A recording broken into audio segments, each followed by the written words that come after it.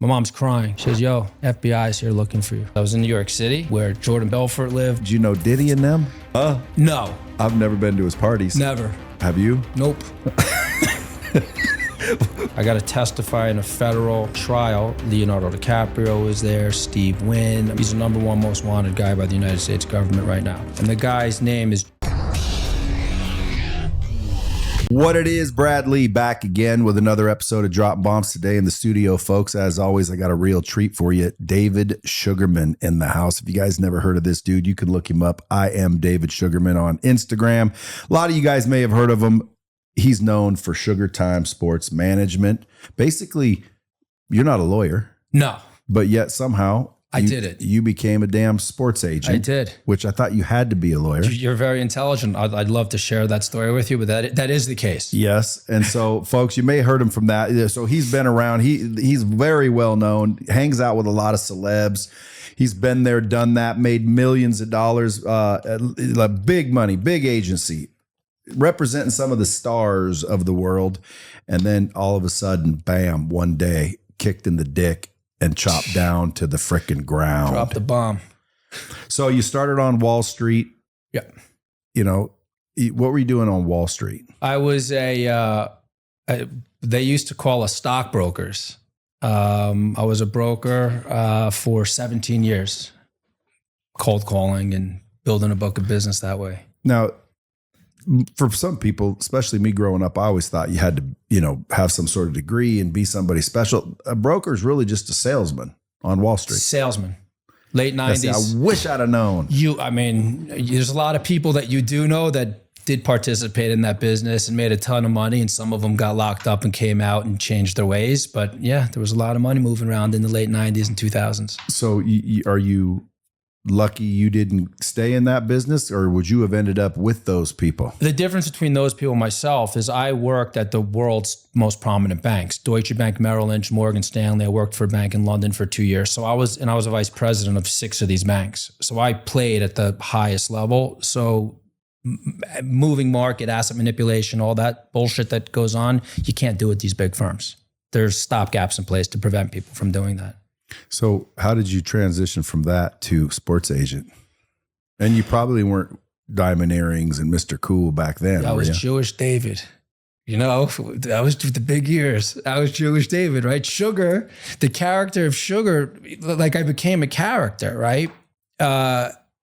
You edit all this, correct? Incorrect. You don't edit all this. Straight up. Released in the raw. I'm just trying to figure out how much time I have to give you a story. All the time you need. Our new shows are 4 minutes, so anywhere between 4 and 5 minutes. 4 or 5 minutes. I was managing portfolios for athletes. The Sugar character was created by a group called New Edition. You're familiar with New Edition? Yeah. You probably grew up with them. So I was in Robbie and Mike or something like that. Yeah. Wasn't that Bobby Brown? Bobby Brown. Yeah, Michael Bivins, Ronnie DeVoe. I had met their manager once. I was David, and I had a business card. It was the Delano, Miami Beach, and a group of black guys walk in, and I was like, they look like somebody. Yeah.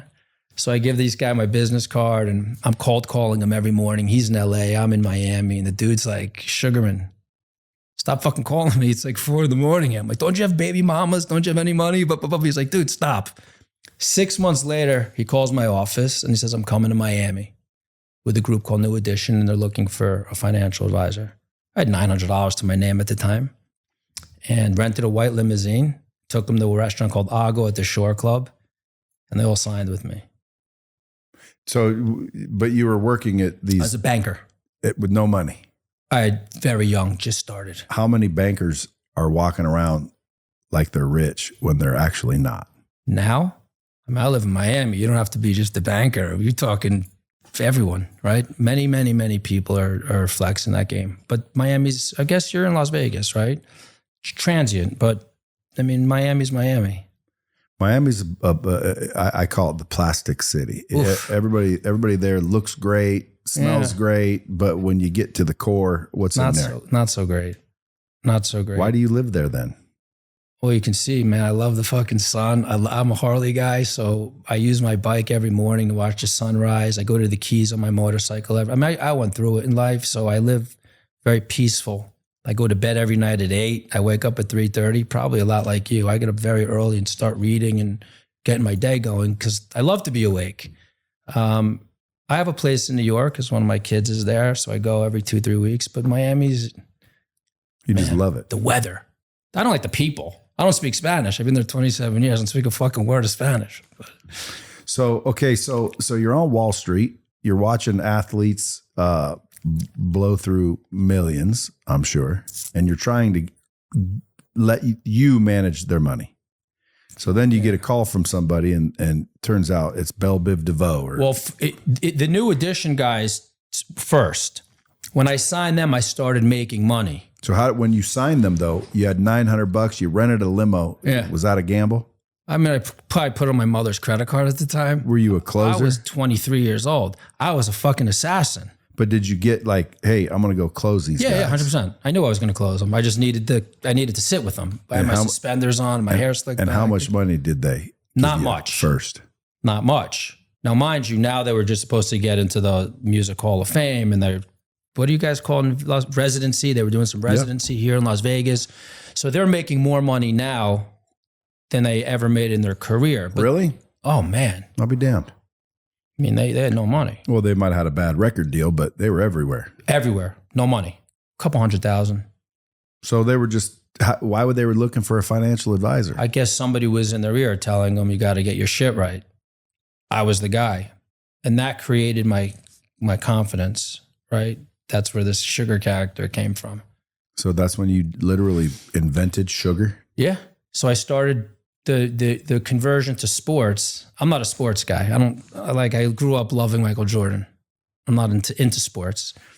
I started sponsoring events in Miami. Alonzo Mornings, So Summer Groove, DJ Iree's celebrity golf event, all the bullshit, right? 20,000 here, 15,000 there. SugarTime, Deutsche Bank, whatever we were branding. And I was everywhere. Started doing business with Alonzo, Shaquille O'Neal. We're talking 2006. Managing their money? At this point, we were doing deals, yeah. Banking, strict banking. And then I got this ingenious idea, which was, I'm not an agent. I'm going to start traveling the country and start recruiting to manage money for college athletes. So I'm allowed to speak to these kids. They're not violating NCAA protocol. So I'm going to go to all these colleges. I was a young guy just bouncing around college to college to college, opening up brokerage accounts. 9 out of 10 kids had no money, never went anywhere. And then I started building a book of business with athletes as an asset manager. Yeah. And then some of them obviously went on to be big athletes. Yeah. And you already had the relationship. Yeah. So smart. It was very smart. You asked earlier, and I'll let you kind of run your show, but how that turned into me getting involved with the NBA, with the Players Association. I got a GED, man. I didn't even finish high school. My parents had me in the most exclusive prep school in New Jersey. Dropped out. I went to college for 5 minutes because I was in New York City, living in a building where Jordan Belfort lived. I don't know if you know Jordan, but like this was Battery Park City in the late 90s. And I saw all these motherfuckers with their hair back and the Ferraris. And I was like, damn, I'm going to do that. So I went newspapers, highlighter, and started Wall Street. You think like that was almost like, in other words, was it watching them that made you decide that's what I want? Yes. Was cars. Jordan rolling up in Hummer, like the movies? I remember. I didn't know him. I was a little kid. Yeah, but was he like? Yeah. You witnessed like the real Wolf of Wall Street? Yeah. Because the movie, you look at it, and you're like, was it really like that? No, it was like that. It was like that. I mean, I was in Battery Park City in the late 90s. I was living on Wall Street. That was back when New York was fucking a city. It was a city then. Yeah. Now it's done. Done. So They got an interesting mayor. There's a whole bunch of shit going on in New York, right? You don't like it there anymore? The city? It's not the same. Yeah, it's done. But the whole world's different. My buddy that lives there, he always threatens to move. I think he finally did. He'd call me, Brad, I'm telling you, the city's done. Done. Yeah, it's over. Over. Unbelievable city. It just done. Yeah. He was just devastated for like 5 years. Every time he called me, you don't understand. It's no good. The city's over. It is over. But a lot of these companies move down to Palm Beach. Yeah, Florida. Yeah. So listen, I want you to help run the show today, okay? Because you know something about marketing automatically. Yeah. That's what you did. You basically went in there and freaking invented a character and started swooping in business. But it was clever to get in there before they became, famous. Well, because by the time they got famous, everybody and their dog wanted to manage their money and everybody probably came out of the woodwork. But before they were going to be famous, that's when you build those relationships. You want to hear something very cool about the story? Yeah. If I open a new chapter in my book, my most and latest, greatest success is sitting here with you because I got here. You didn't get me here. I got here because I wanted to be here. And I'm here. But what does that mean? It means that I'm very good at what I do, and I recognize the importance of you to me continue to build my story. Look, I just told you about New Edition. I was dropping basketball players, so on and so forth. But after the shit hit the fan, I'm in Las Vegas sitting with Brad doing his podcast. And watch what happens over the next 60, 90, 100 days because of this. Well, and not only that, but the story's not over. Correct. But just for the listeners, I want to go back and let them know the dangers of marrying the wrong one. Because you were rolling. And let's give them an idea what rolling was like. Like $1 million a month. What were you rolling? You're driving whatever you want, flying private, hanging with all the celebs? The private thing, that's a new thing. That's a 10-year thing, recent thing, right? Because the money now is very different than it was 20 years ago. Private was never my thing. I was the cars. Like I'm a Ferrari guy. I've had 4 Ferraris in the past year. Now I know that's why so many? Because once I put miles on them, I got to get rid of them. I use them as daily driver. I don't give a fuck. If I'm gonna have a $400,000 car, it ain't sitting in a museum. I'm driving it. Hell yeah. Right. So I'm like, I just sold my F8.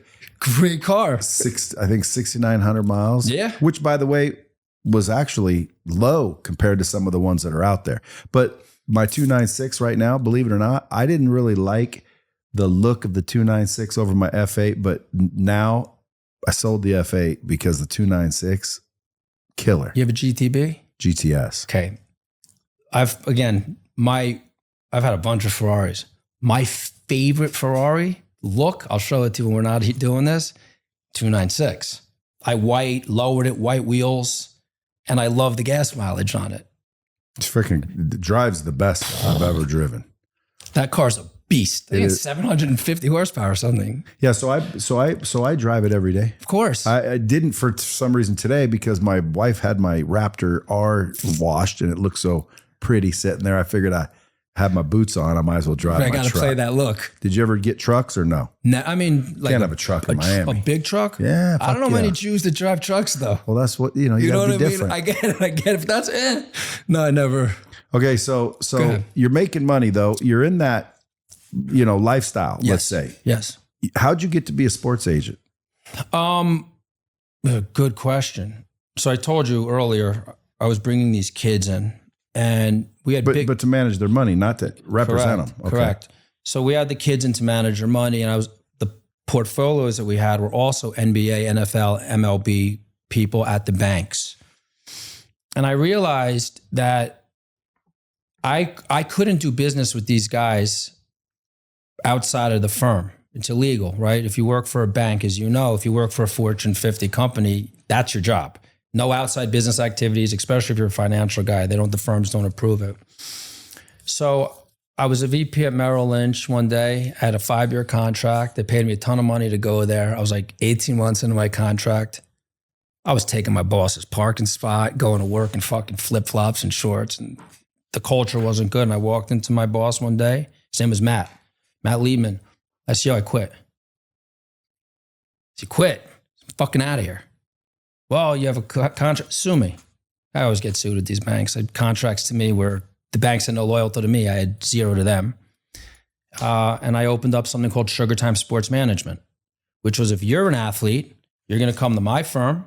We're going to do your real estate. We're going to do your cars. We're going to do your insurance. We're going to do your annuities. We're going to do your stocks, your bonds, your mutual funds, all your endorsement deals, everything that the agent doesn't do. Oh, that's a one-stop shop, huh? 15th and Ocean. You came in my office. See, it was a lot like this, right? Like you come in and you're like, fuck, this shit's sick. Like I walk into your office like, this shit's sick, right? But mine was a Miami Beach vibe, bright and blue, the ocean, but it was this build out. And athletes were just hanging all day, paying us a lot of money to help them. But they would pay me and they wouldn't take the help. So I became the problem. I became part of the problem.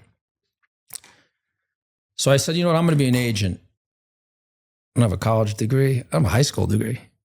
How are you going to become an agent? Well, I'm going to apply.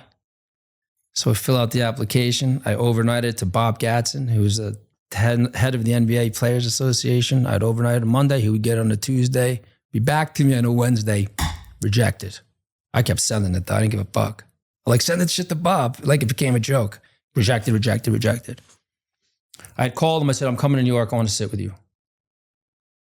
So I flew to New York. Same way I tried to get in touch with you. I did the same shit with Bob Gatson. I just kept going until somebody said yes. And you need a law degree. My pitch to the NBA was, I've been the vice president of 7 of the world's largest banks. 90% of these players, 88 point whatever percent of these players are broke 5 years out of the league. So whether you have a law degree, it ain't fucking working. I don't care if you're a lawyer, it's not helping. Give me an opportunity. Proved.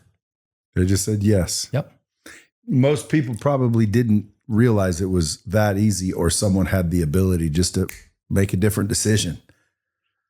See, that's what people got to understand when they're going and trying to build businesses and win in life. Just because the rule says something, all you have to do is find out, well, who makes the rules sometimes? Find that person. Because whoever you talk to, like most people would have just said, oh, you got to be a lawyer. Right, I'm out. Well, you got to be a lawyer. You can't do this shit unless you're a lawyer. Right. So that's it. Yeah. But you said, hey, having a law degree doesn't help.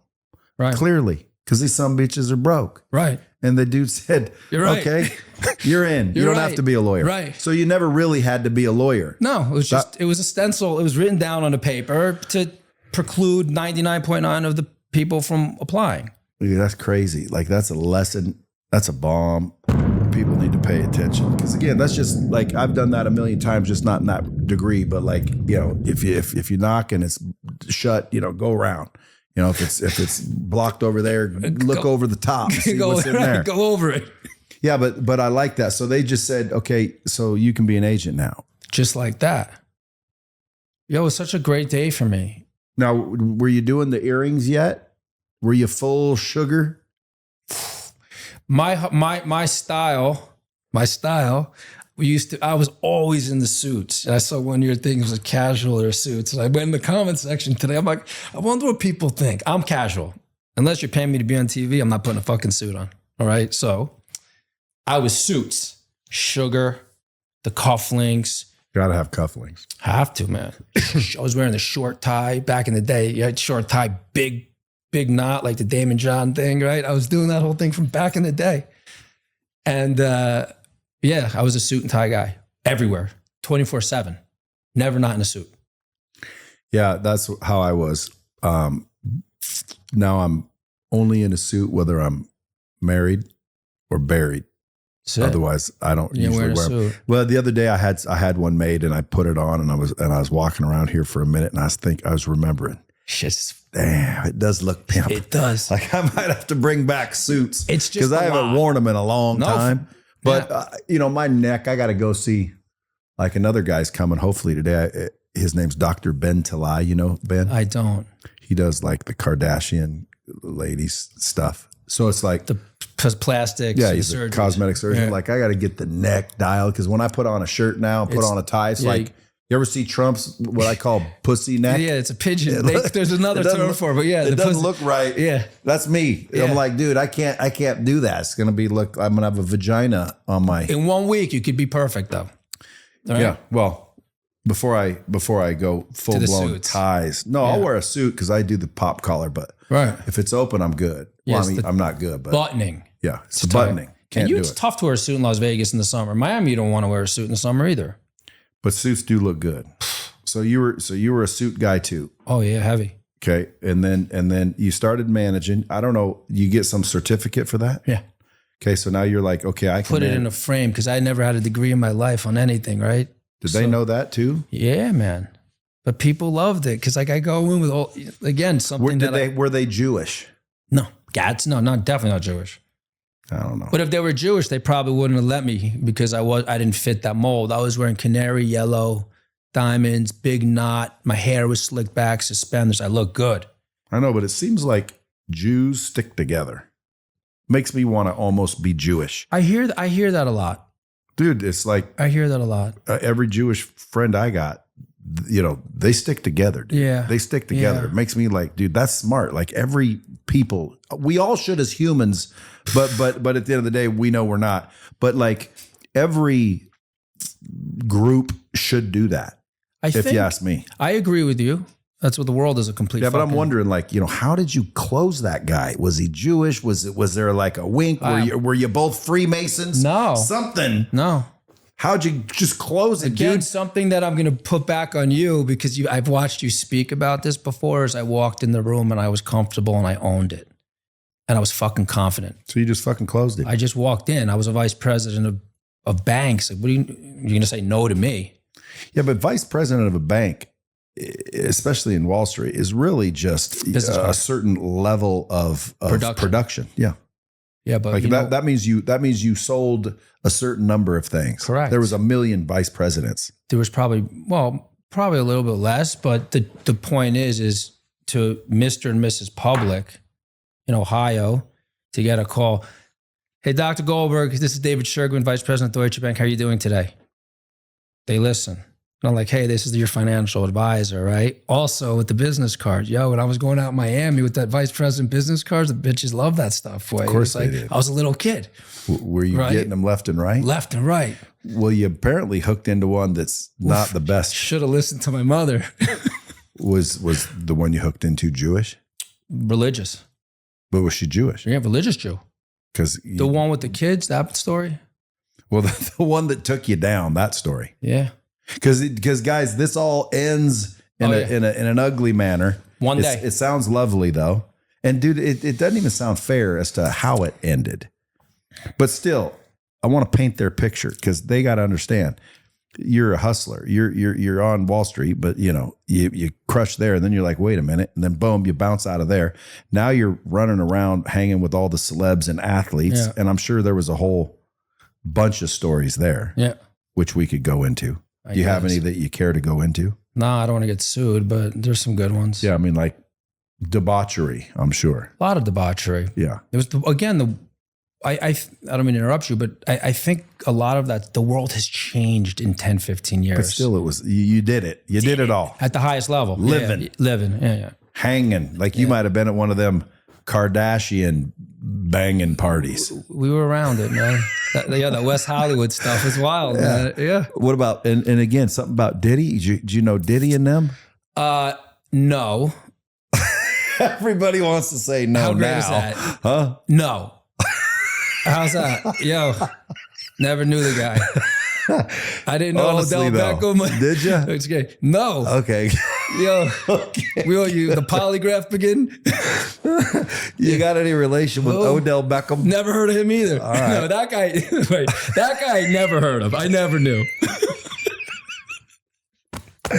That's hilarious. However, I will tell you this: there's a current case going on right now with a gentleman, and I really would like to introduce you to him. His name is Jonathan Hay, and he's got the only criminal case against Diddy. It's in the news recently too. That's the only connection I have to Jonathan Hay. Yeah, he was his publicist. Oh boy, that was funny. I didn't even let you finish the question. I don't even remember the question. Do you know Diddy? Yeah, do you? Do you? No. See, that's my answer also. Yeah, but I really don't. No, neither do I. Have you ever been to his parties? What? I've never been. Never heard of him. I've never been to his parties. Never. Have you? Nope. Go ahead. What about Pras Michel? My brother, man. My best. What do you know about him? Everything. Didn't you just have to testify against him? 2019, my mom and dad call me. My mom's crying. She says, yo, FBI is here looking for you. They're in New Jersey. The FBI, fuck the FBI. The FBI is the FBI. They come to Miami and they give me a document that I have to testify in front of a federal grand jury against Pras Michel, who's a founding member of a small group called the Fugees. Pras is my best friend in life. And I go and testify in front of a federal grand jury against my best friend. They then, a year later, the Department of Justice shows up to my house. We're taking you to DC. I got to testify in a federal trial. Leonardo DiCaprio was there, Steve Wynn. There was a whole slew of people that got roped into this mess to testify as witnesses for the government, on the government side, against Pras. And I had to testify against him. And yesterday, he started a 14-year sentence in Arizona for being a foreign agent of China. Was he though? No. Well, what do you mean? How did he get convicted then? There's 10 felony charges. One, straw donors, money to Obama, money to Madam Secretary Clinton, that stuff. When you say money to them, yeah, he was paying them? Pras got $90 million from a gentleman in a Singapore fund, a Malaysian fund, one MBD. And the guy's name is Jho Low. He's the number one most wanted guy by the United States government right now. He's hanging out with DiCaprio, testified, Pras, Steve Wynn. He's got the shit in Macau. You're Steve Wynn from here. And Pras was giving money to people to donate to Obama. I was one of those people. I didn't know what a straw donor was. He was like, do you want to have dinner with the president? And him and Obama were like this. Pras. Oh, yeah. I said, fuck. Of course I want to have dinner with the president. So he took me to the bank. He gave me money. I sent it to some fund, some Obama Victory Fund it was called. And so Pras gave you money and then you sent it to this fund for Obama. Yes, sir. How come Obama's not in jail? It's a very good question. Then the question is, did Obama actually know where the funds were, right? Of course he knew. Yeah, there you go. And I mean, dude, maybe he didn't. I got to be fair. Why? Because, dude, sometimes, there are nefarious people around you that want to see you elected because they're going to get you by the nuts. So maybe he didn't know, but I would bet my left nut. But there's election cards that we had to fill out. Source of funds, where did they come from, all the bullshit. I never filled one out because the government never produced one. But they had said to me, I had to testify. When the DOJ tells you to testify, you have to. Well, you don't have to. You don't have to, but you should. Depends on the consequences. Like I wouldn't rat on my buddy. I didn't have to rat on him. But I'll rat on my buddy if there was like 10 years or more. No, but maybe even 5 years or more. Like my buddy limit is about 3.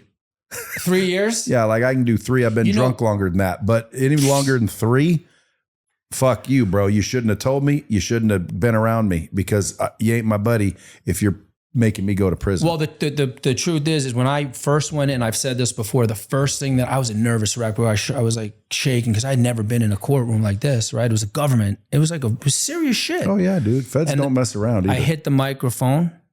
They swore in and I hadn't spoken to Pras for 2 years because the government said no communication with him. I said, Pras. And he put his head up and I said, I love you. And he nodded. And then I said to the government, I'm going to let you all, before we begin any of this, when all this happened and the FBI came looking for me, the first person I called was who? Pras. And Pras said, tell the truth. He did say, tell the truth. So he never, all this other shit he was telling people not to talk, he never said any of that shit to me. And I was the person that brought him to jail yesterday. I've been with him. Who gave Pras the money? Some dude in Singapore? Business owners, listen up. If your business needs more money, and it will, banks aren't built to move quick. They make you fill out a ton of paperwork, wait for a decision, and by that time, the opportunity is passed. So if you want bank rates without bank delays, you need to check out Cardiff. Cardiff's been helping businesses get same-day funding for over 20 years. We're talking up to $500,000 approved and funded quicker and easier than big banks. You can apply online in under 2 minutes and get funded as fast as the same day. So whether you need quick money to bridge a gap or do more marketing, get some equipment, or hire more people, I'm telling you, apply today at cardiff.co/Brad. Stop letting slow money cost you opportunities that move fast. There's no impact on your personal credit. So apply now at cardiff.co/Brad. Subject to approval, terms and rates vary. Cardiff, borrow better.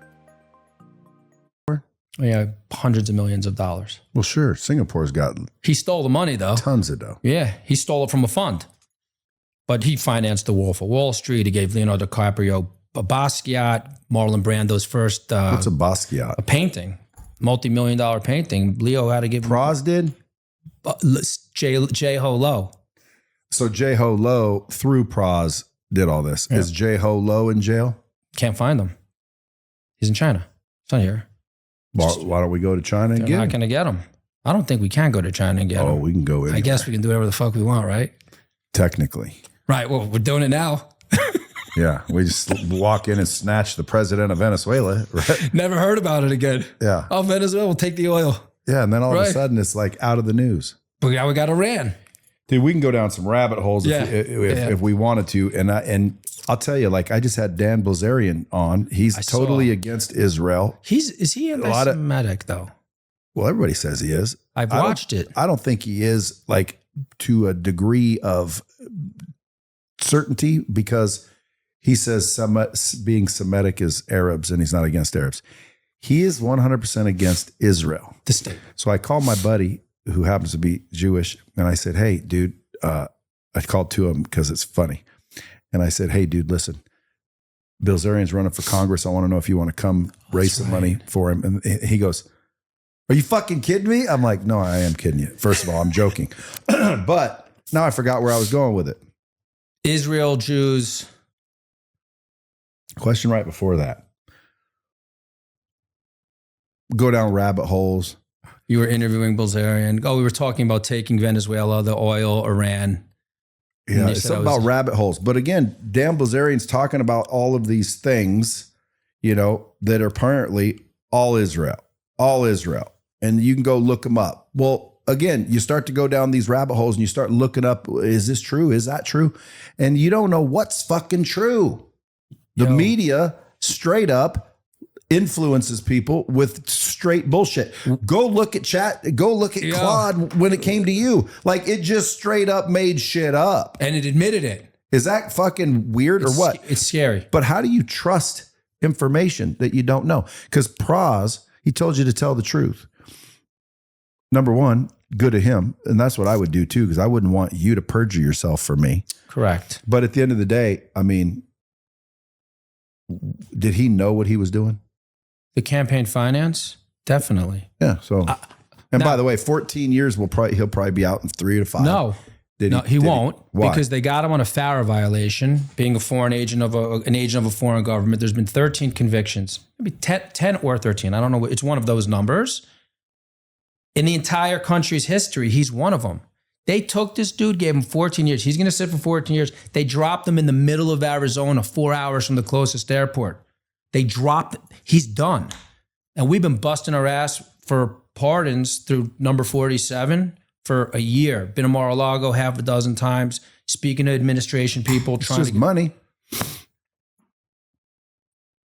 Yes, but nobody wants to touch it because of the FARA, the China connection, right? And you said earlier, like, Jewish people want to stay together. I spoke to somebody that can definitively get this done, and her response was, the only time I'm going to speak to number 47 for a favor is in regards to the state of Israel. So you know what?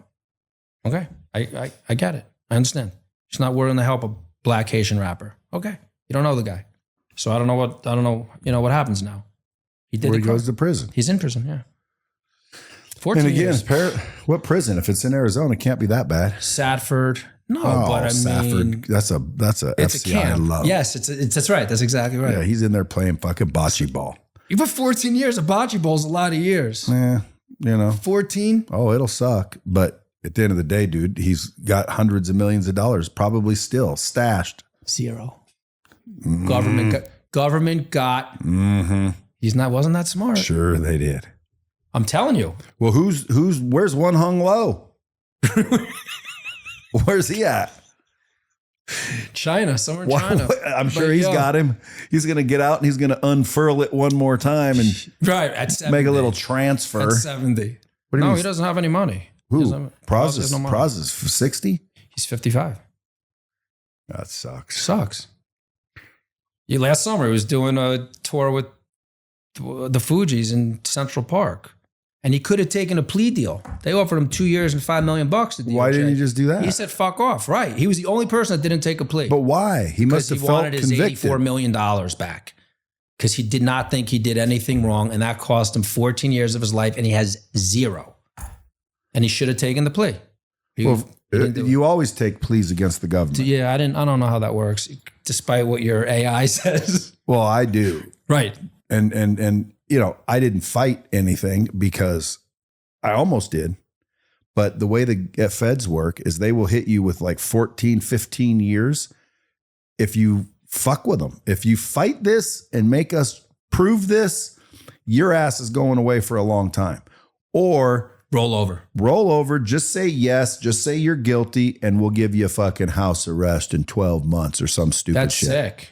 Yeah, so dude, most people, the reason that they win their conviction rates are so high, the feds, is because they make it so scary to lose. And it's like, don't fuck with the feds. Just take the plea. Because if they win, dude, you're done. You're out. And they win. Well, they win. You know that most aren't tried?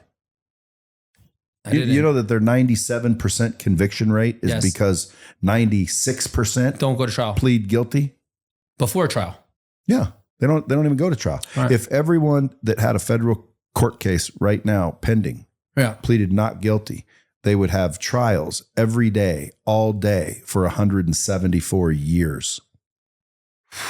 So like all we would have to do if we were all wanted just to get away. Yeah, plead guilty. Is everybody plead not guilty. Fight, right. And schedule a court date because they cannot do them all. That's interesting. Yeah. So at the end of the day, what they do is they come in and they hit you real hard with a fucking big stick. David, we're going to give you 27 years. And if you lose this, you're fucked. But because we like you. Right. Because we like you. We're going to give you 6 months house arrest and you pay back $5 million. Whatever the restitution is. What do you want to do? 2 years into prison is, you do 2 years, right? You get your $5 million. Yeah, but he's not in a prison.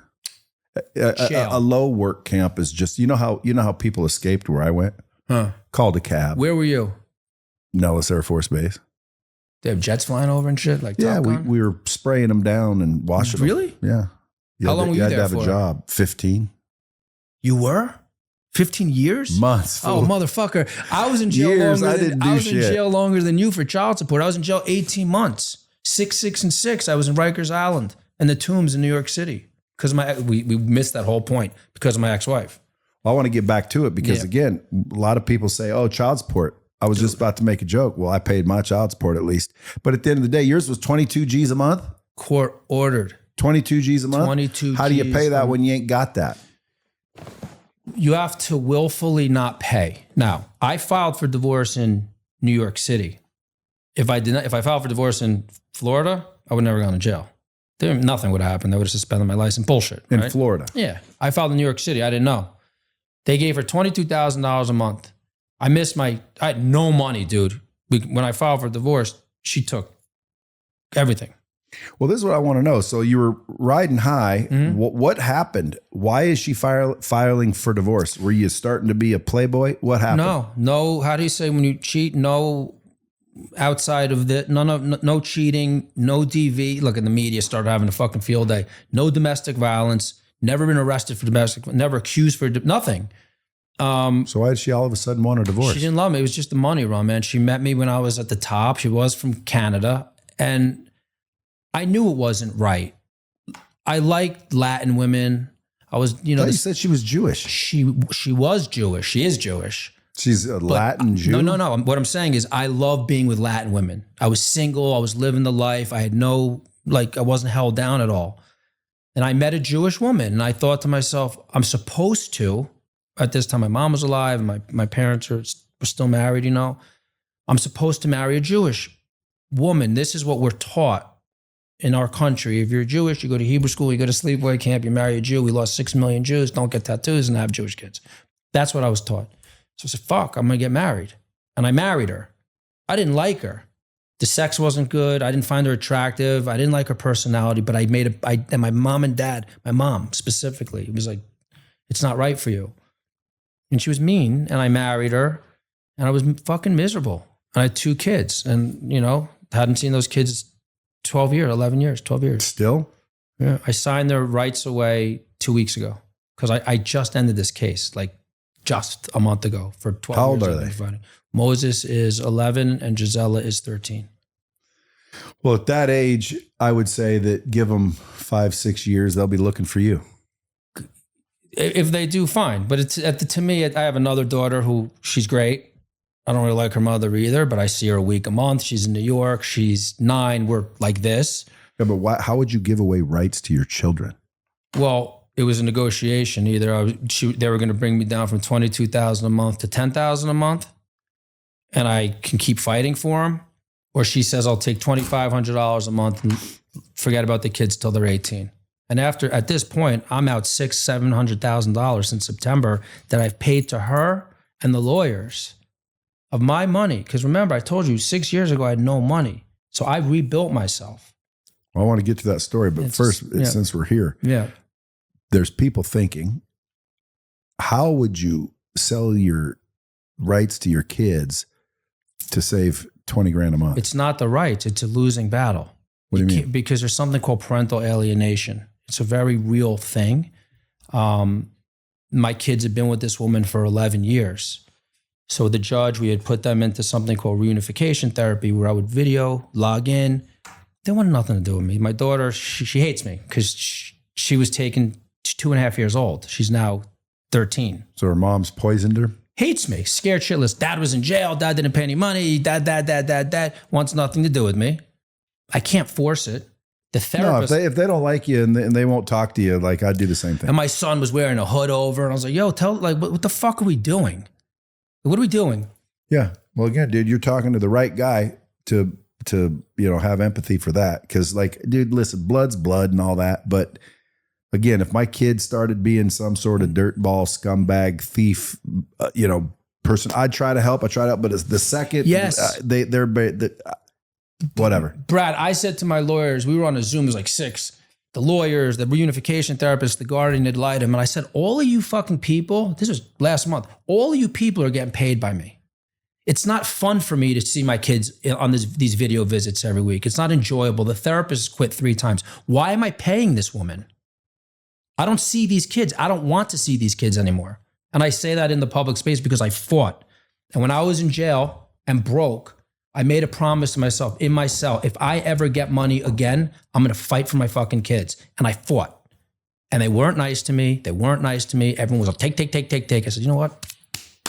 Fuck it. Yeah, if they don't want to see you, dude, what can you do? Yeah, I guess you understand. Well, I don't, but I can. Yeah. In other words, like my kids, none of them have ever not wanted to see me.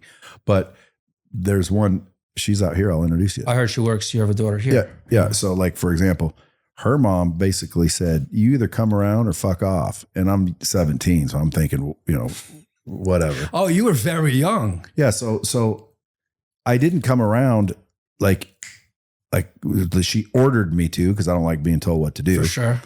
And then the next time I tried to come around, boy, she wasn't fucking joking. Boom, disappeared. So I had to like track her down with private investigators. Yep. 3 years later, she doesn't even know who I am.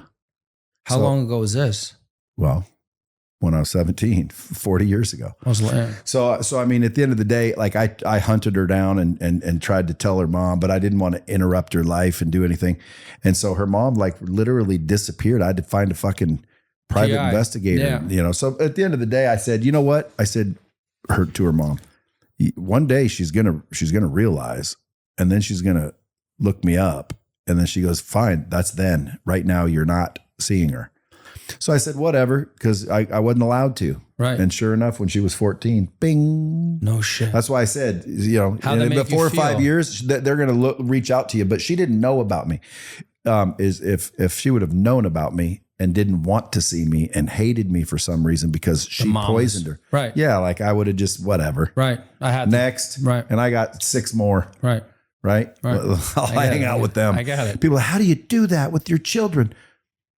Because I'm not in other words, I understand obligations. I understand blood loyalty and I understand all that. But when it boils down to it, just like a parent, if my mom or dad or, said or did something to a point where it's like, that's it. Yeah. That's it. That's it. Right. And I have no problems with it. I'm that's weird how that way though. I don't know if it's weird. I mean, I fought and I said, I can say I fought. But I think there's reconciliation in your future. I'll bet. God willing.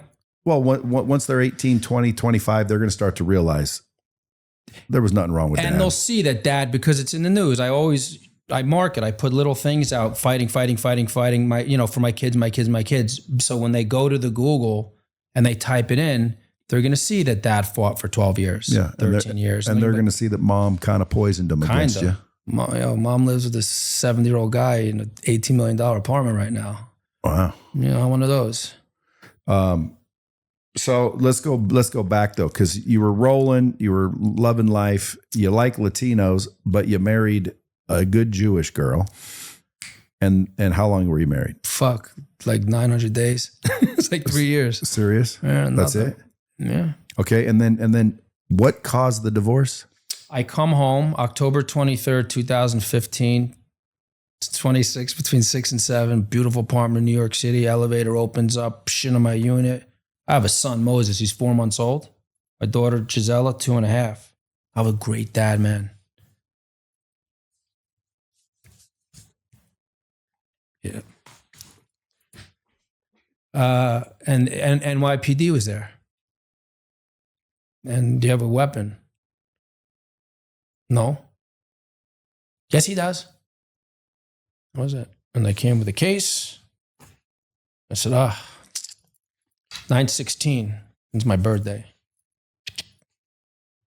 Ear things, goggles, clip, bullets, no gun. Where's the gun? I have no idea. It's in his desk drawer. Is this yours? Now at this point I was like, fuck. I didn't know what was going on. I said, I don't know. I said, if you don't admit it, we're gonna arrest both of you. So what are we gonna say? It's mine. I shouldn't have done that. If I knew now, it'd be like, it's fucking hers. I said, yeah, it's mine. I have a permit for it. Where's the permit? And it's in Florida. I physically had it, but the permit was for Florida. I didn't register. They call it strict liability. I didn't know. It's my fault. I didn't know. I've never been in trouble in my life. And they arrested me. And I never saw my kids again. And she called them? Mm-hmm. What for? Money. There's a. But you had to be fighting or something. No. There's a backstory, and I don't want to bore your time or your people's time, but the backstory was the 30-second is money that I was making at the time. I was an agent where I thought the money was going because I trusted my wife. The same way my mom and dad ran a business together for 50 years. They trusted each other. I trust my wife. It wasn't going where I thought it was going. It was a pure money run, pure money grab. And that was it. That was it. She got the money. I didn't have any money. Bank accounts weren't in my name. And I don't want to relitigate it or relive it, but it was, I didn't know, I didn't pay attention, and she got the money, and the courts awarded $22,000 a month. And that was that. So Dude, now you're out. I missed 2 payments, and fucking the warrant squad came and arrested me and brought me to jail. Is this all a New York thing? Yeah. Because why can't you have a gun in New York? You can't. You got to register it. If you don't register, or what? It's an e-felony. Damn. I didn't know that. I thought it was like a license. I had Florida license plates on my car. My driver's license is Florida. Fuck do I know about registering a gun? I'm like a Jewish kid that would just go to the shooting range. I wasn't carrying a weapon for my safety. So you went to jail how long? That time, 6 months. And then when you couldn't make... Well, let me. The weapon charge and the child support are two different issues. The weapon charge I fought, and that was like a 90-day stint. It's a 1 to 3 mandatory. They offered me a misdemeanor. I said, fuck off. I didn't say fuck off. I was, no. And I got hit with an E-felony because I couldn't take it to trial because I couldn't afford it. And they gave me 90 days in Rikers Island. Are you a felon? Yeah, E-felony. So you're a convicted felon. Yeah, I mean, it's kind of awesome because it's a weapon charge. It's not like fucking child support. But yeah, I'm a convicted felon with an E-felony. What's an E-felony? Like a fucking... Classification. Like the lowest level of E-felon. It's not a misdemeanor, but it's a felon. You know, I don't think anyone gives a fuck. No. Convicted felon. Yeah. Yeah. Like no one cares. Oh, it's an E-felony? Okay, good. Yeah, You're but if fine. it's like an A, I don't know the numbers, but if it's like an A, I'm making this up. It's like you have bodies on you, right? Mine's like... Well, that's almost cooler nowadays. Fair enough. I mean, if you were going to be... It depends what you mean by when you're having bodies. You can have the ditty bodies or you can have the bodies. It's an E-felony, so it's the lowest classification. Still a felony, though. Yes, sir. You can't have firearm. No. Can't have like any affiliation with certain things. Yeah. So, but they screwed you. So now the NBA revokes your agent status. Yeah. What? Oh, it was like done immediately. Everything. Okay, so you lost everything in one day. How'd you feel? And how'd you get it back? I suffered for 5 years. I had no money. I was fighting for my kids with no money. I was living on my friends' couches and shit, Did any of these friends that you used to represent and manage help? Gone. So none of them gave a fuck. None. See? Dude, you hear these I don't want to go off what we're doing here, but you go off, you hear people say, when I was paying for Smith & Wollensky's and Joe Stonecrab and all the bullshit. Yeah, and everybody's your buddy. Nobody. So I went to jail, bro. Nobody. I had no money in my commissary books. But anyway, there was nobody there. Who would you have thought would have? I mean, the list, I can't even give you the names now because it was so many years ago, but someone that I would call friends. I don't know. You think they're friends. I know, but you're hanging out with them, you're partying, you have fun, and all of a sudden something like that happens, and all of a sudden they don't answer their phone. I didn't call people like that. I'm talking about my circle. Yeah, but you didn't have any friends that were celebs? No. The answer to that question now is no, if he asked me that question. Pras Michel, you said was your best friend. Yeah. He helped me. Where was he? He helped me, but he had no money at that point in his life either. His come up was when he started doing this shit with Jho Low. They gave him $80 million. Where is old Jho Low? China. Do you know how to get a hold of him? I fucking wish. There's a big talk to that fella. I'd like to have a conversation with Jho Low. Can we get him on the show? I don't know. Man. It'll be Jho Low on the show. Jho Low show. He should start a show. It's crazy. I wonder where his money was coming from. Because you keep I know, but you keep following that money, dude. It's somebody's. Malaysia. He stole from a fund like $8 billion. He wired it out to his bank account. That's how The Wolf of Wall Street got paid for. The movie? Yeah. Was Jho Low? Yeah, it's all over. I mean, you could. What do you think of Jordan? Do you know Jordan? Michael Jordan? No, Jordan Belfort. I don't know. I mean, I knew of him when I was a little kid before, when he was working at Stratton Oakmont. I was working at PhD Capital, his little fucking bucket shop, and I was 19 years old. Could you have got on at Oakford Stratmont? Of course. Or whatever? I probably would have been in jail. I went to, reputable firms, but yeah. I mean, I knew during that time, man, kids were Dun & Bradstreet cards, like smile and dial 500 calls a day. So what would your lesson to these listeners be? The come up, boom, the crash, and now the building it back. What lessons have you learned that you could share with somebody so they don't have to crash? Man, no one's ever asked me that question. Decisions. I mean, life is all about decisions. Drinking and driving, using cocaine. It's all about choices. Yep. Decisions and choices. That's all it is. Yo, there's a fucking ramification to any bad decision. Using drugs, using alcohol, drinking and driving, whatever. Marrying the wrong person. anything. So, but when you're young, you got to make bad decisions because how else are you going to fucking learn? You can't always make the right decision. You're going to make wrong decisions. So you got to learn from those decisions. My bad decision was I married the wrong person. That was my bad decision. Now, although I was in jail, took an felony, was homeless and broke for so many years and came out the other side, I learned. I learned about myself. I learned about the physical, the soul, the people. And my circle's I'm very quiet now. Very, very private. What do you do now? Private equity. So you just invest in things. Raise capital. You're obviously not broke. You got the jewelry back. I never had the jewelry then, though. She took it all. Yeah, but you're obviously not broke anymore. I'm going to tell you a story briefly. In COVID, I had come out of jail. They let me out a month early in my last time. And this was all for child support every visit. Yeah, B6, 6, and 6, man. Fucking prison. That's prison. That's not a fucking camp. Rikers Island is not a camp. The Tombs in New York City is not a camp. That's prison. That's jail. I was rocking and rolling there because I knew the lingo. I knew how to play the game, but it was tough. COVID, 2020, March 2020. I come out of jail. Oh, no, I'm broke again, right? Still have no money.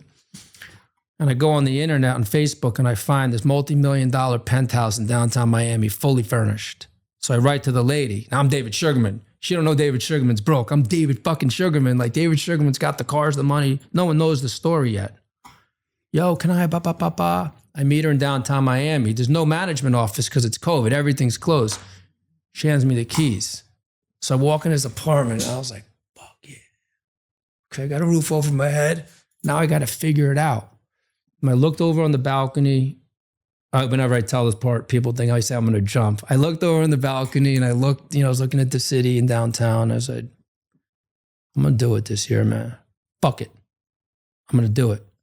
And I put my head down the same way I used to do it. I had my phone. I went on the internet and I just started calling people, asking if they needed capital for their businesses. I'm going to raise you money, 20 million, 50 million, I want 100 million, 300 million. I wasn't asking people if they needed 500,000. I was asking big numbers. So who are you calling? Whoever the fuck I wanted to. I was just going on LinkedIn. Now, during COVID, everyone was looking for money. But how would you know if they qualified for money? I didn't know I had no idea who qualified. I was just calling. Random calls, random emails all day. I was home like all day, dude. From 3 a.m, just on the computer, on the phone. We need 10 million. We need 5 million. We need this. So 25,000 came in, retainer. 50,000 retainer. Okay. Got the Range Rover now. 100,000. Okay. Another 50,000. No, I had 400,000 in the bank. Zero. It's a lot of money when you have no money. 600,000, 800,000. Okay. We're cooking. Fuck, now the firm. SugarTime. Bang. Now the firm minimum went from 25 million to 50 million, 50 million to 100 million. Now what are your retainers? 400,000, 500,000, 800,000. You want to hire us now? It's $1.5 million retainer. I don't have $1.5 million. Can it take 750? Wire me 750,000. The next 750,000, I raise you the first 5 million. Let's go. That's all I do now, and we do it. We put out a great product. Where do you raise money? The beach. I sit on the beach and raise it.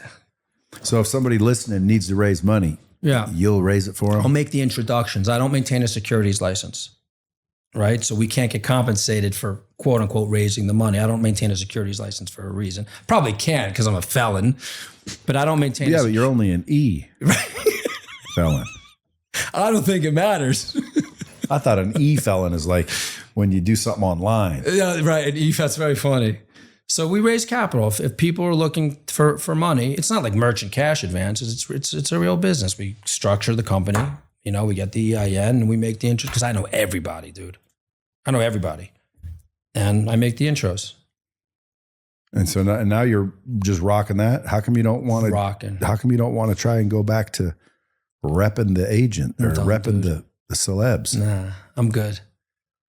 I flew so high, I touched the sun, it burned the wing, came back down. I said, that's cool, but no, I'm good. And what's crazy is when I thought I was being successful as a banker, you don't realize, man, like my success is my knowledge now. I'm like my personal growth, my personal knowledge, right? Like being here, I don't want to sound cheesy or anything, but being here to me is a huge accomplishment. Anybody that watches this, which will be many, many thousands of people, because it's me here with you, know how important this is to me to sit here with you. Like, I came to Vegas 2 days early to mentally, I told you my mother passed last week, right? To be here with you, this is a very exciting time for me because it shows that I'm still doing what I do. I want, I get in, I get. And I'm sitting in front of the Bradley. I'm here. Were you doubting yourself? With what? Ever? I know, but like this is like, you know, a pinnacle moment for your I still got it type of thing. Because you did, I don't want to say hustle your way in. I did hustle. No, because I took an interview with one of your people, right? Well, I didn't know all that. But all I know is point. you DM'd me. Bingo. And you thought I was some team member. No, I was just making sure because when I went through the process, I was like, I say this respectfully, I was like, fuck the process. It was like the agency. I got to talk to the dude. Well, most people have people in their DMs. I don't have anyone in my DMs. That's incredible. Well, again, because I don't want anyone saying anything or doing anything that I'm not aware of. Because again, those are my DMs, dude. But it's incredible. Like I always tell the story recently, the past 2-3 weeks about you, right? Because I tell our story and how I view it. You probably don't give a shit, but the way I view it. And it's like, yo, and the dude, you being the dude, responds to me, and 5 minutes later, I'm on a Zoom. And when I first went on the Zoom with you, I was like, is this fucking AI, dude? Like, I was thinking to myself, is this really Brad? Because it was so quick. Yeah. Yeah, well, I got a motto. It's fuck around, soon you won't be around. So you gotta get with it. You did a podcast. It was you about 30 summers left or something. Was that you? Could have been. You did there was a podcast or something where you were talking about the longevity of life, or you had a guest on. I don't know who the fuck it was. And it was something like you made a comment like, can you believe if you're going to live to 85 years old and I'm 55, I only have 30 summers left? And you think 30 fucking summers left. 30 summers. I've already done 50. Yeah, and it doesn't sound like that many, does it? No. So it's like, you know, when you have kids, you know, and you're sitting there, you got a little 9-year-old and they're running around, you know, you got 9 more summers with that kid. That's crazy, dude. Next thing you know, they're off and running. People think that, you know, life's forever. Life ain't forever. No, life ain't forever. But to answer your question, did I ever doubt myself? The answer is never. I never, even sitting in jail in the middle of the winter in Rikers Island, I didn't doubt myself. I was like, fuck, how'd you get here? Type of shit. But I was, you know, I was assuming and thinking like you were some sort of like you did something. You didn't do anything. What does that mean? Like hurt somebody? No, like, you know, shady, shystery, you know, shady. That's why when I Googled it, it didn't surprise me. I didn't know it, but it didn't surprise me. I'm like, oh, this is going to be a good one.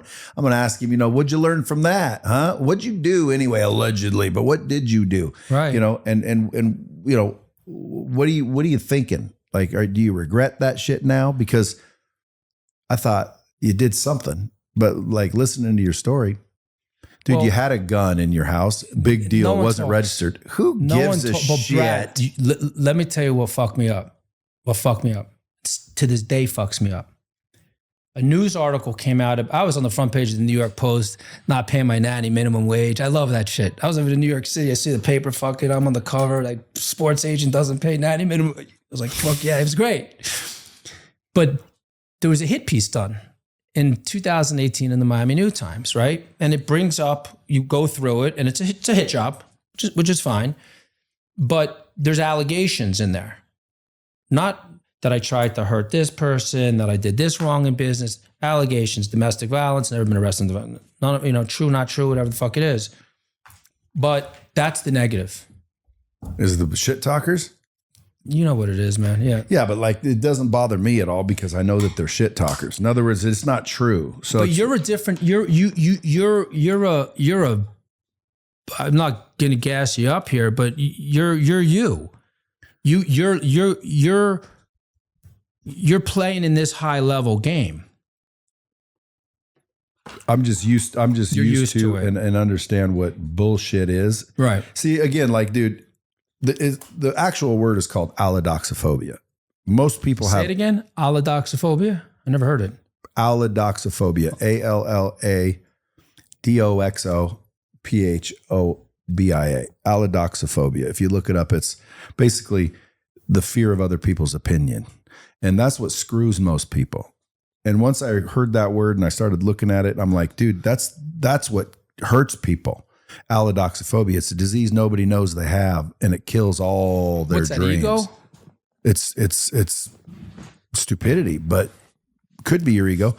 But when you worry about what someone else thinks about you, it's because you don't think highly enough of you. It's projecting. Well, again, if I need your approval, Right, that's no good. well, then Yeah. so like I started to do work on myself. Because again, I mean, up till about 30 years old, dude, if I closed deals, dude, I was trying to get paid. I don't give a fuck about you or your family or anybody. Right. I give a fuck about me and my family. So if I closed a deal with you and I was a good ass closer, it was 100%. It wasn't malicious. Yeah. But I was trying to get paid, period. And Yeah. if I knew you didn't need something, I didn't care. Like, Right. can I close you? Now I'm the opposite, but now I wouldn't take $1 from you unless I thought I could give you at least that back in value. $1 back. Yeah, like right Yeah. now I'm like one of the most ethical people walking. Like you couldn't fucking catch me lying. Right. And people try, but that's why I don't care what they say online, and I don't care about some dipshit making comments because it's not true. And if it's not true, who cares? And it's like, well, everyone else don't know it's not true. I don't give a fuck what any of you think. Right? Because I know I'm a good dude. Yeah, you're I'm right. a good dude. Right. You're lucky to know me. Correct. You're lucky to be in my But life. And by the way, I'm lucky to have people in my life. I'm not arrogant. I don't think I'm the guy. Right. I just value myself. Why? Because I've done the work, man, and I'm a good dude. And I'm a good asset. There's nothing, I am harmful to no one. Right. I am an asset to society. And when you start to, really believe that, you don't give a fuck anymore about what someone's flapping online. Why do they do it? Because it's usually because they see something in you that they don't have and it pisses them off. When they say something about you, that's usually what they don't like about themselves. Like I've walked into rooms before and fucking had people, and I can read micro expressions, and I'll walk into a room and I'll see some people go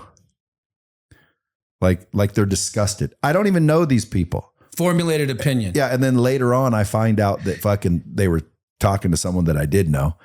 And I said, when I walked in, dude, what'd that motherfucker say? And he goes, how'd you know he said You something? saw it. I said, because I saw his fucking face. And he goes, well, all he said is that motherfucker thinks he's so cool. That's awesome, but you are cool.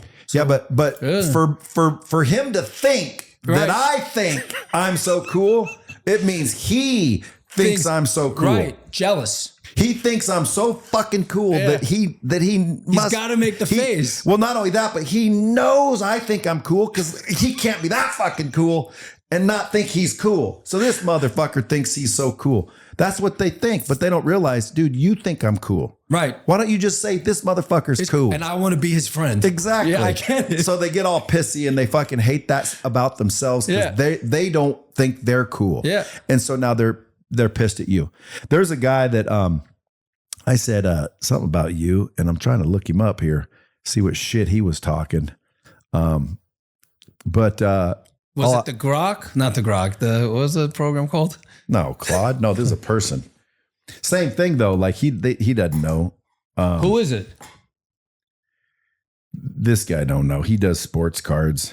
Sports cards? Yeah, he sells sports cards. Okay. And he wasn't the one talking shit. He just said, I just said something about you. And he said, yeah, I heard of him. And he said, let me ask my friend or something. Said something shitty about you. I love that guy. So he sent me this, basically, in a gilded colonial style home. Yeah, in that's the Millstown. article. What'd you do here? I didn't even read it. That's the hit job from 2018. What does it say you did? Choked my daughter's mother with a phone cord, stole money from this person, got arrested for domestic violence, $10 million judgment by my wife's ex-lawyer. I think we spoke about this. No, because I didn't even read it. No, I mean, you had mentioned it to me when I videoed with you. Like, yo, what's up with that Miami New Times piece? It was in your phone. Yeah. So anyway, like that. I still haven't fucking read it. No, but People were like, why wouldn't you read that before he came on your show? I always try to tell people too, because I like to have a fucking authentic conversation on my show. If I know everything about you, then I think the frequency changes. For me, it does, because now I already know what the fuck, I know everything. What am I going to ask you? I already know it all. Because now, I would ask you about it all, maybe. Right, about it all. Correct. But like, I want to know, what'd you do to crash? Well, you didn't really do anything. You had a gun in your house. Big fucking deal. Yeah. Now, again, there might be people listening to this that know, no. You don't know them like I know them. Like your ex-wife, she might be listening going, dude, he's lying out his fucking teeth. And you may be. But what am I going to go do? Fucking get all my fucking CIA she wouldn't buddies? Say that. She just want to talk about the support, because you can write shit. You still owe that support? You still owe it for 5 years, don't you? If you don't pay it in New York, they can't adjust the arrears. So if you're at $22,000 a month and you're in jail for 6 months, it's $22,000 times 6. You come out, the judge is like, yo, you got the balance? You're like, how the fuck am I going to have the balance? I just sat in jail for 6 months, Your Honor. We'll give you 90 days to get it. You're going back in the clink. Will you get it? Yeah, I'll get it. You ain't fucking getting it. I'm going to the bar to have some cocktails, bro, at happy hour with my $25. I ain't getting the fucking $800,000 this bitch wants. Up. Back in jail. How much you owe her? I owed her like $800,000, but I paid, a bulk of it. So where are you at now? $2,500 a month due on the 1st. Isn't today the 1st? She gets a wire today. You have it? Of course. Want me to loan it to you so you don't go to the clink? I would never take money from you. Why? No. I would never take mony from you. I would never take money from you. Why because not? I'm in the space now that I don't need to borrow money from people, fortunately. I've established myself once again. I have it. So what would you say to people listening that might be in this situation? Because dude, there's a lot of bad relationships and divorces, disastrous divorces ruin people. What would you tell them? Whether it's a divorce or drug addiction or alcoholism or anything, I think the underlying issue on any of this is your thoughts. Fact. It's just your thoughts, right? And the mind is the devil's playground. So it's my and I say it to kids all the time, stay out of your fucking head. Stay out of your thoughts. So I see the opposite. Get in there and own it. Because at the end of the day, if you think about it, your mind controls your body. It's not the other way around. Controls your body. That's not the other way around. So like when someone is fat, like dude, your mind controls your body. When you eat that fucking food that's making you fat, you know you're doing that on purpose, and you're choosing to do it. And when you're choosing not to work out and you're choosing not to do this, it's a choice. But my response is, when I say stay out of your head, it's about the negative thoughts you have about yourself. 100%. Because a lot of that stuff, that's why people kill themselves, right? I was broke, homeless. I lost my kids. I lost everything. I never thought about suicide. I never thought about ending my life. I always thought like, all right, I got to get the fuck out of this situation. How am I going to get out of this situation? Sell something. Get on the phone. Sell. Yeah. Sell, man. And so when people that work with me, if they ever like, oh, my Amex, my this, my that, I'm like, look, motherfucker, you got to make one phone call and you can make $1 million today. That's real talk. That's not like some hustle shit. Make a phone call. Make $500,000 today. You've done it. I've done it. You can do it. If I did it, anybody could do it. I really believe that.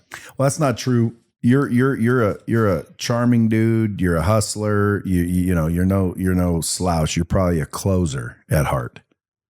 Because I believe in what I'm selling. You know what I mean? And you're sharp. Like, I mean, again, dude, there's people that are sharp. In other words, they're thinking on their feet. You say this, they say that. Yeah. You say this, they come up with a good analogy, and they're like, talking you out of it. Like, well, I got to ask my wife. When you pee in the shower, Dr. Goldberg, do you ask your wife? Like, there's an answer. Dude, if $100 bill was floating down the road, would you have to ask her to pick it up? No. Okay, then. I get it. When I was a kid, I had a rebuttal book. Like one time, this guy was in my office in here trying to get out of here, and I knew he had the money, I knew he had everything, but couldn't be the price. Like, this motherfucker's What do you rich. mean you want to get out of here? He wanted to get out of here. he wasn't closing. And I'm like, dude, this guy's loaded. It can't be the fucking price. It can't be the price.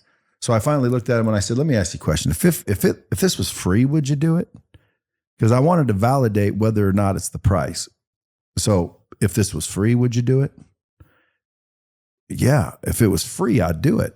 And I said, okay, so obviously it's the price. I didn't even think of that because this guy's rich. You think he's rich? No, he is. He is rich. Yes, he is. But sometimes there's people that they ain't letting go of a quarter unless they get a better grip on it. Yeah. Like a fucker ain't spending shit. Yeah. But I couldn't believe it because to me, I'm the opposite, which is probably why I'm not fucking a billionaire because I'll use it. Like to me, money is a tool, bro. It's meant to be used. You like cars? Yes. You have the Ferrari? I have multiple. I'm saying you like cars. Yeah. Boat? Or you in Las Vegas? I sold my boat. Okay. No, we had a boat out at Lake Mead Marina in 5 years. It just sat there and rotted in the sun. No. But anyway, bottom line is I said to him, hey, if it was free, would you do it? He said, yeah. And I said, okay, well then somewhere between free and what I'm asking, we got a deal. And he's like, oh, you trying to close me? I'm like, fuck yeah, I'm trying to close you. Because I'm a closer. I can think on my feet. Yeah. You give me a reason you're not doing it, I'll come up with 17 reasons why you should do it. Yeah. As a matter of fact, you probably didn't even think of this, but that's what you are. That's what certain people are. And that's why those people will never be down. Doesn't matter what happens. Temporarily. But not here. Temporarily is never down. Like, in other words, like people ask me, what did you do when you hit rock bottom? Did you hit rock bottom? I don't think so. I don't think I've ever hit rock bottom. Did you ever have I don't want to turn this into my show, but just one question. Did you ever have, let me ask you one question. Curious about you. One question. What was your one moment in your life where you just were like, this ain't good? You ever have like a moment? Oh, I've had 100 of those. But what there's I know I can tell you my one. Do you have a one where you were just like surrendered to it all? That this isn't good? Yeah. Like you're not happy, you were worried about business, something like a moment, a down moment. Yeah, I mean, again, I don't talk about it because I mean, it's so long ago. A lot of people think, oh, he's hiding it. Motherfucker, it was 96, bro. Which? This fucking federal prison bullshit I did. Okay. But again, it's like prison. Care about that? First of all, it wasn't prison. Okay. Quit calling it fucking prison. It was a camp, number one. You were only allowed 2 desserts out of the dessert carousel. Like fucking dude, prison. And then people like, I know people who went to one of those and they'll get out and, and I had to go to prison. And they want you to think, clank, clank. Yeah, Shawshank Redemption. Yeah, and it wasn't prison, you motherfucker. You played bocce ball for 9 months, you prick. Quit acting like it was harsh. Dude, people called a cab to escape, and they did. Like if they pull in front and they left. If I didn't want to be there, I'd fucking tell my girl to come get me, and she'd pull up at the front gate, and I'd walk right past everybody. It was like that? Yeah, they couldn't they wouldn't stop you. But now you go to a real prison. So again, only dumb fucks would leave. You were told to go there and hang out and pay your dues. And then they worked your ass for 11 cents an hour. That's what you got paid to go do a bunch of fucking serious work. So, outside the facility? Yeah. I mean, Bureau of Prisons, they're a slave labor force. Right. And not only that, some of the politicians own the companies that you're working for. Right. Yeah. And they're profitable companies with free labor, basically. Because of the federal inmates. Yeah, but hey, dude, if you do the crime, do the time. That's right. Like I believe in accountability. So guess what? What I did, they didn't catch me for. Like what I did, they never caught me for all the shit I've done. Right. I understand. So I got away with everything. Right. Since a kid. Like, dude, I used to pull some fucking 15. You were there in 96, 97? Yeah. Well, it took them 4 years to come to me. So 98, from 98 to 99. 30 years ago. Yeah. But anyway, I didn't do anything. So it was, I literally didn't do what they said I did. Right. And I could prove it, but they said 22 years if you're wrong. Oh, that's what we spoke about earlier. Yeah. So I'm like, fuck that. Yeah, where do I go? Here, I'll plead guilty. And not only that, I knew I was guilty just of other things. Right. So when I was in there, I thought to myself, we're even. Right. Clean Okay? slate. Yeah. We're even. Okay. We're even. I didn't. So to answer your question, like what was the biggest, oh, this ain't fucking good. Then like when I was heading there, I'm like, oh, this ain't fucking This ain't good. fucking good. But in reality, my marriage at the time wasn't happy. Bills up This the was fucking your ass. your daughter's. No, hell no. That was after. This is my first wife. Got it. I have 7 kids from 4 women. Yeah. So the daughter out there is from a high school once bang session. No pun intended. Yeah. Oh, bank. I got it. But anyway, so long story short, I was looking forward to it by the time I went in. Because you could rest. Because I'd have no bills. Right. And I could just fucking chill. 3 hots in a cot. 3 hots in a cot. And, and I thought it was going to be bad. And I was looking forward to it. Yeah. So I would say the biggest, oh, fuck, I'm fucked and this isn't good, was that day. Was that time. But turns out, dude, green grass, fucking dorm rooms, hanging out, fucking home runs at softball. 18 months. Only 2 desserts, 15. Only 2 desserts. I had money on my books. You were good. I had people doing my chores that you had to do. I've just paid people. That was a couple one of their bags of hustles. Doritos. Yeah. And so again, it's like, dude, did it suck? Yes. Do I recommend it? No. Yeah. Would I ever go back? No. So like at the end of the day, I'm making it seem better than it actually was, but it's not on purpose. That's how I think. Yeah. Like, I don't think it was that bad. It could have been way worse. And I always know that it could be way worse. So I'm always appreciative and grateful of whatever. Yeah. So when you say, what was your one fuck you? Like, I can't think of any. Well, that was it. That was the worst thing that's ever happened to me. That's a blessing. Yeah. It's like my daughter. She almost drowned. Okay. Now that would have been the worst thing. I mean, but she didn't. And there's a whole story. There's a video that'll freak you out. But anyway, she didn't. And so I'm sitting there talking about it, and my wife, her mom, and her fucking grandpa or someone was sitting there, and I brought up the story, and they're all, stop talking about that day. That was the worst day of my life. And I said, why? And she goes, what do you mean? Because she almost drowned. And I said, she didn't. Would it have been better if she did? And they're like, because you could see a light bulb. Like, see, they were looking at, that was the most terrible day of their life. That was the best day of my fucking life. Glass half empty, glass half full. Dude, it's perspective. That's all life is your perspective. Yeah. So I tend to have a perspective of gratitude and optimism and abundance. And I think it serves me well. And I don't know any other way to teach people that other than choose it, because that's all it is. But I'm choosing to be. I'm not. I can be negative too, but why? Right. What's the purpose? Right. How, is it going to fix something?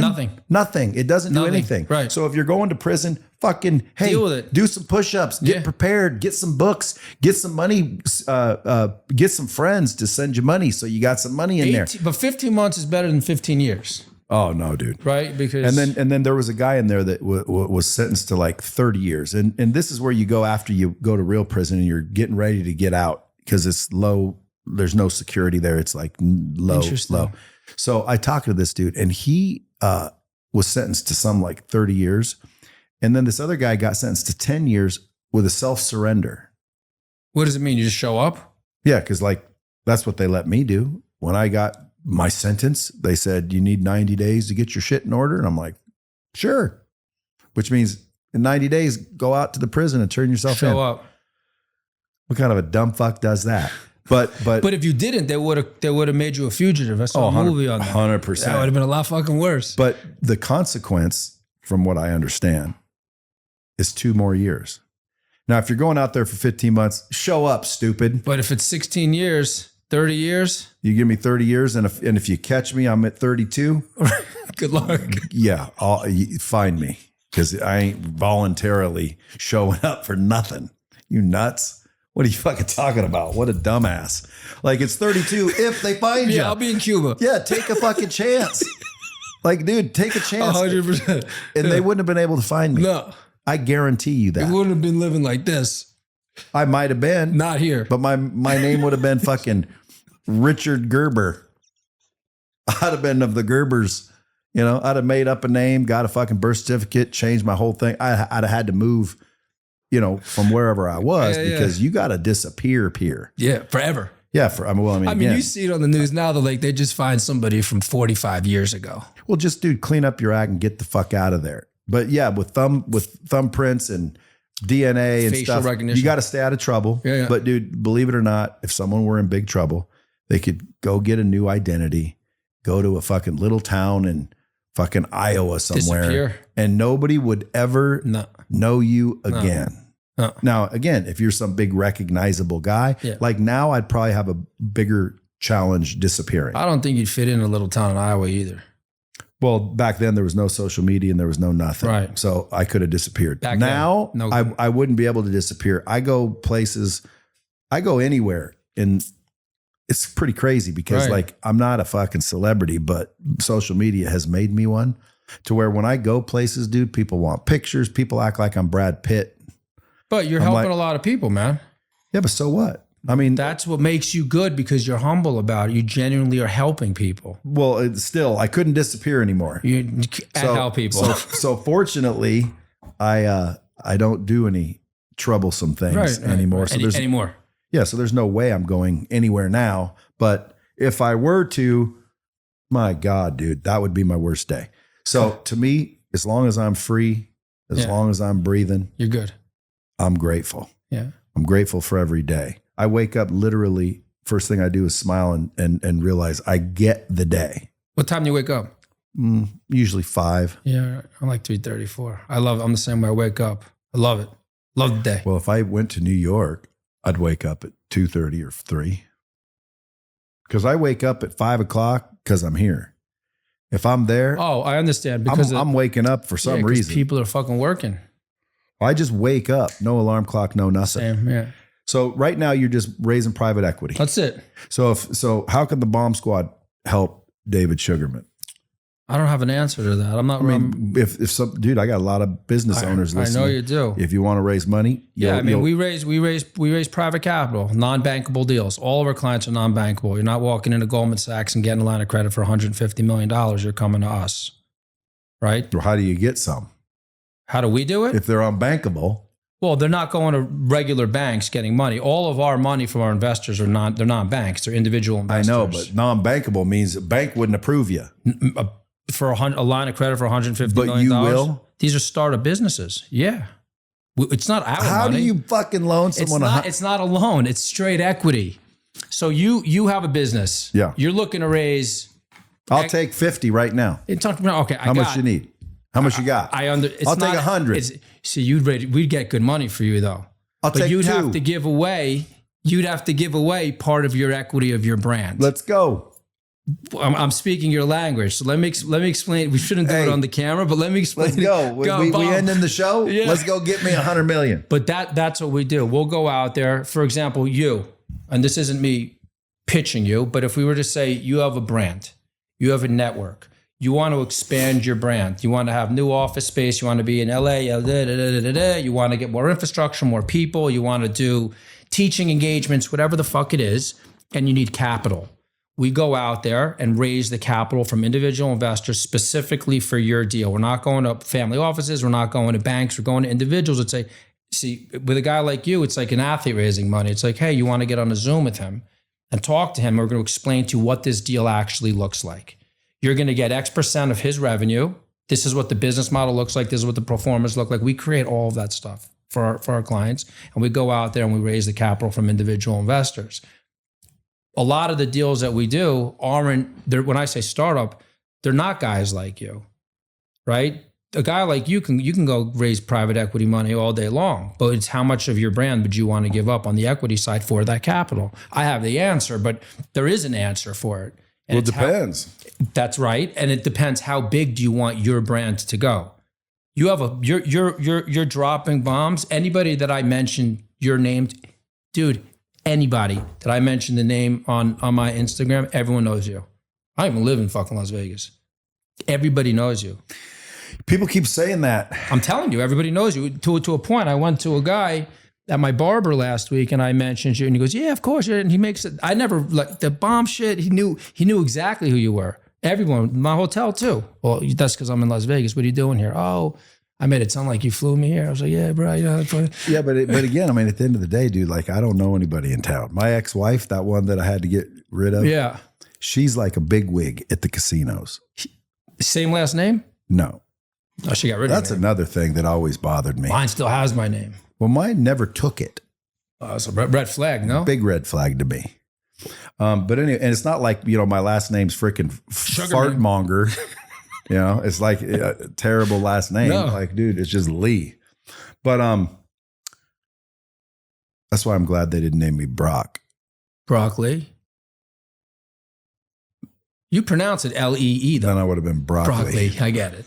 But in all reality, it's always going to depend on the deal. So if you said, Brad, these guys will pay you X and now they basically own you. No. Well, what are the terms? You can own me. Shit. What are the terms? But a guy, it's very different. Like private equity deals, if you go to a family office, right? And I see you've had some money guys sitting in this chair before, right? Big ones. I've seen you go into these family offices, they'll give you the capital. They'll take 80%, 90% of the business, and you're going to be doing all of the work. Our deals aren't that. My job is to protect you. So how are you going to protect me? Well, you, example, are very scalable. You understand what I'm saying to you? Your brand is like scalable on a massive fucking level. I mean, look what your boy Damon did. Scalable. Talk about the brand. So you would own all of that. And what would you do with the money? You need money for what? What does the money look like? How is that money? You get 50 million. That's the bigger thing people need to understand. That's the only thing. Because what do you do with it if they hand it to you? That's my job, right? To figure it out. Because if it's a private equity deal if it's a biotech deal, if it's a technology deal, we can explain, especially with AI, what the use of funds looks like. A guy like you is, okay, what is Brad Lee doing with $50 million? What is he doing? Well, the first thing I got to do is like fucking have a camera guy film all the traveling and blowing of the 50 mil. Right? Lifestyle. So I get a bunch of followers. It's not like 50 million so you could go get like fucking filet mignons around the world. Yeah. That's the plan. Got the G6. That is the plan. And then we'll film it all. Right. And then you'll get the money. And then put it on social media. Yeah. And then everyone will want to send me money for some reason. Right. But you're not going back in. That we do know. Yeah. And then guess that for sure. Nothing there. But I will go blow 50 million. We'll film it all. And that's the use of funds. The use of funds is how do you burn 50 million? Yeah. And then when they say, well, how do we get our capital back? I say, talk to Sugarman. Yeah, Sugarman will tell you that. Sugarman will be playing bocce ball. Just ask Sugarman, dude. If he don't know, I don't know. Okay, I thought you were supposed to get me the money. What do you charge to get me money? 1%. So if I say I want 50 million, you actually get it secured, I just owe you 1%? No, I can't share my whole business model with you on there though. Well, all kidding aside, folks, if y'all need money, again, I when you on the way here, I was thinking, well, dude, this guy got shady somehow, but you didn't really get shady. No. And what's funny, guys, is I put him in my little research tool. My research tool said, this guy's shady. And I'm like, so when he came in, I'm like, so tell me about this. And he's like, what are you talking about? I'm like, well, this is like basically Google saying this shit. It wasn't Google though.